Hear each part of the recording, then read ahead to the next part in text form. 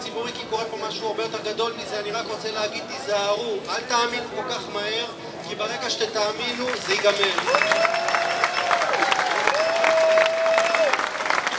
ואני רוצה לחלוק איתכם איזשהו סיפור, איזו אנקדוטה קטנה שדווקא, שאני חושב שהיא מסמלת את מה שקורה פה. המלחמה הראשונה של דורון שלי נגד איזושהי גוף טלוויזיה התחיל לפני איזה 15 שנה. גם כן באנו, עשינו קצת רעש והדאגנו את בעלי הכסף ושלחו עלינו שני לוביסטים סטארים שאז היו שווים הרבה כסף.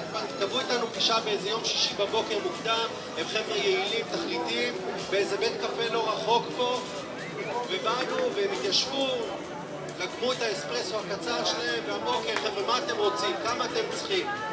ודורון שקם לא כל כך טוב בבוקר, אני לא יודע מתי הוא הלך לישון, פתח חצי עין ככה שעון ואמר, עזבו אתכם, מכרו את המדינה הזאת ל5 משפחות, תאמינו לי, עזוב. ואמרו לו, בסדר, מה אתם רוצים? אז אמר, לא רוצים, עזבו, מכרו את המדינה הזאת 5 משפחות, ואני הבנתי ישר שזה הקמפיין, והקמפיין הזה רץ על מכרו את המדינה ל5 משפחות וקיבלנו מה שרצינו. עכשיו, אני חושב שזה מה שבעצם קורה פה מסביב, שהמלחמה פה, או המאבק הזה, הוא לא על מה שרוצים, שאפשר לשים איזה משהו על השולחן ולסתום את הפה, אלא על מה שלא רוצים. לא רוצים יותר לראות את מה שקורה פה בשנים האחרונות.